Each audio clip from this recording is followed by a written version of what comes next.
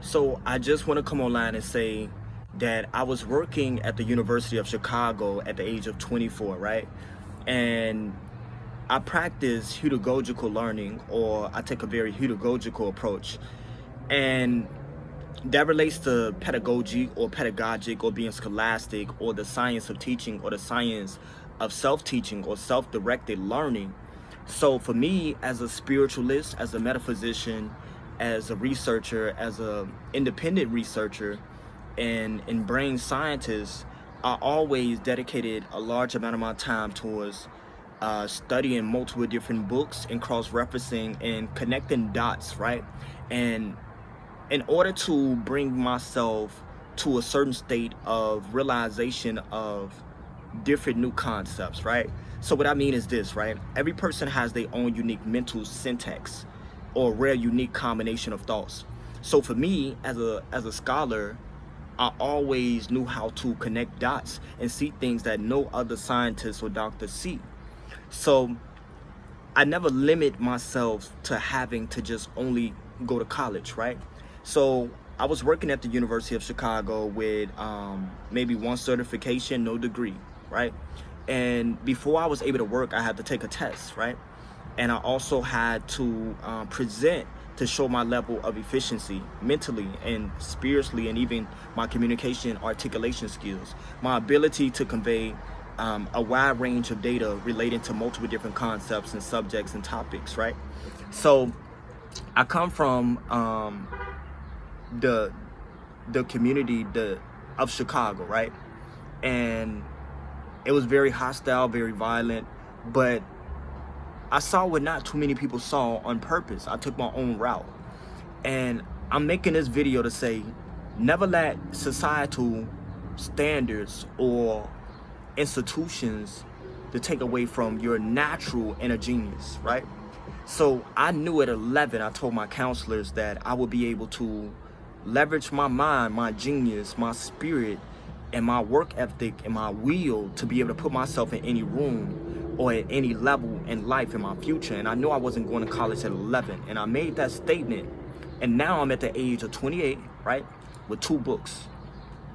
And I used to work as a youth facilitator at the University of Chicago with a research team. Now I have my own research method, and I have books in 4 different countries in almost all 50 states on Amazon, right? And I had a mural painted of me in the Martin Luther King Community Center, and for my activism, for my leadership, right? And I remember staying across the street from a school, and I would get hundreds of papers printed, right?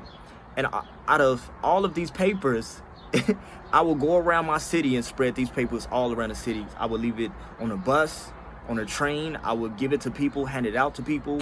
It was relating to the subconscious and the conscious mind, the law of attraction, subconscious beliefs, and life coaching, right? Your perception of oneself. So on my journey, I have met multiple different professors and doctors and scholars who have always perceived me to be a professor or a scholar. And me being pedagogical, which means that I take a self-directed approach towards learning, I have always been able to express a very collegiate level of data and insight and structured ideas, right? So you want to be organized in your thinking. You want to be able to organize your ideas, your thoughts, and different concepts around concepts, just like the concept metacognition or meta thinking, which is your thinking about your thinking, right? So I thought of creating meta teaching, which is teaching about teaching. So it's not what you teach, but it's more so what you teach surrounding what you teach that makes all the difference of how it's being received and what's being taught. So you want to know that you are legendary, right? In my book, I speak about multiple different versions of thinking. My first book, I speak about meta thinking and clove thinking, vertical thinking, lateral thinking, 3 different forms of genius thinking, solution-based thinking, problem-based thinking. I speak about, and I even learned about even more versions of thinking, from abstract to concrete to diversion, convergent thinking.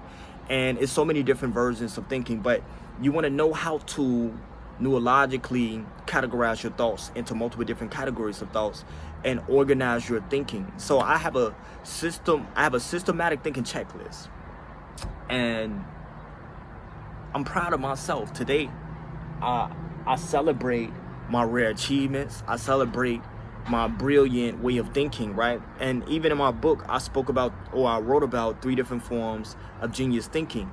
So I don't wait for the world to tell me what genius is. I tell the world what genius is.